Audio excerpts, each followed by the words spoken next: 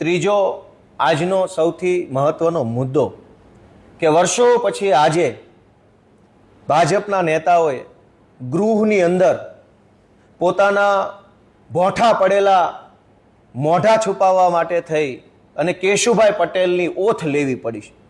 જે સ્વર્ગસ્થ કેશુભાઈ પટેલ અમારા પૂજ્ય બાપા કહી શકાય, વડીલ કહી શકાય, જે કેશુભાઈ પટેલને અપમાનિત કરી અને સત્તામાંથી હટાવવાનું પાપ ભાજપના નેતાઓએ કર્યું, જે કેશુભાઈ પટેલ રાજનીતિમાંથી નીકળી ગયા પછી અને આ દુનિયામાંથી વિદાય લીધા પછી એક પણ વખત કેશુભાઈના નામે જે ભાજપે કોઈ યોજના ચાલુ નથી કરી, કેશુભાઈનું ક્યાંય પૂતળું મૂક્યું નથી, કેશુભાઈનું ક્યાંય નામ પણ લેતા નથી, ભાજપના કાર્યાલયમાં કેશુભાઈનો ફોટો નથી મૂકતા, એ કેશુભાઈની ઓથ આજે ભાજપના નેતાઓએ લેવી પડી।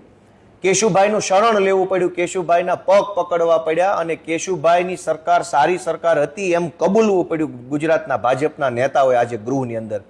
મને ગર્વ છે કે એ ભાજપના નેતાઓએ કબૂલવું પડ્યું, એ ઘટનાનો નિમિત્ત હું બન્યો। વિધાનસભાની અંદર મેં પોઈન્ટ ઓફ ઓર્ડર ઉઠાવ્યો હતો। સામાન્ય રીતે સવારનો 1 કલાક પ્રશ્નકાળ હોય છે। આ પ્રશ્નકાળમાં ગુજરાતના વિવિધ ધારાસભ્યો પોતાના મત વિસ્તારની જે કાંઈ સમસ્યાઓ હોય એના પ્રશ્નો મંત્રીશ્રીઓને પૂછી શકે એટલે પ્રશ્નકાળ રાખવામાં આવ્યો છે। આ પ્રશ્નકાળમાં અનેક વખત તમામ પાર્ટીના નેતાઓ દ્વારા ટીકા ટિપ્પણીમાં, રાજકીય અવલોકનોમાં, વક્રોક્તિ કરવામાં, કટાક્ષ કરવામાં સમય પસાર થતો હોય છે। એટલે મેં આજે પોઈન્ટ ઓફ ઓર્ડર ઉપસ્થિત કરી માનનીય અધ્યક્ષશ્રીનું ધ્યાન દોર્યું કે તમામ પાર્ટીના સભ્યો બધા જ આવી ગયા। તમામ પાર્ટીના સભ્યોને અધ્યક્ષ સાહેબ એવું આદેશ કરવો જોઈએ કે કોઈ પણ પાર્ટીનો સભ્ય પ્રશ્ન પૂછવા ઊભો થાય ત્યારે પ્રશ્ન સિવાયની બિનજરૂરી કોઈ બાબત બોલે નહીં। સરકારનો આભાર પણ નથી માનવાનો અને સરકારની ટીકા પણ નથી કરવાની।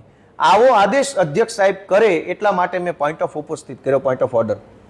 મારો પોઈન્ટ ઓફ ઓર્ડરમાં મેં કોઈ પણ પ્રકારનું રાજકીય અવલોકન કર્યું નહોતું, કોઈ પાર્ટીની ટીકા નહોતી કરી। એમ છતાંય મારી સામે સરકારના અનેક મંત્રીઓ ઊભા થઈને મારા ઉપર વ્યક્તિગત આરોપો કર્યા, વ્યક્તિગત રીતે મને ટીકા કરી, મારી સાથે તું તારી કરી। ગુજરાતના ગૃહમંત્રીએ તો મારી સાથે તું તારી કરી, મને તું હેઠે બેસ, તું ચૂપ થઈ જા, આવી વાતો કરી મારી યારે ગૃહની અંદર।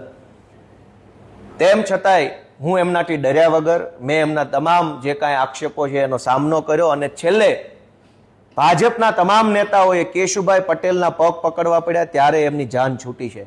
આજે જો કેશુભાઈ પટેલને યાદ ન કર્યા હોત તો આ ભાજપવાળા મોઢું બતાવવાને લાયક ન રહે એવા પ્રકારની પરિસ્થિતિનું નિર્માણ થયું હતું।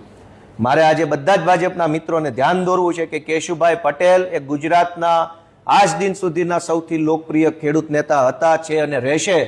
ભાજપવાળાને હજુ પણ થોડી ઘણી લાજ શરમ આવી હોય અને આજે કેશુભાઈના નામથી તમે બચી ગયા છો તો થોડીક પણ શરમ હોય તો ગાંધીનગર કોબા કાર્યાલયમાં કેશુભાઈનો મોટો પૂર્ણ કદનો ફોટો મૂકો એવી મારી માંગણી છે। Thank you.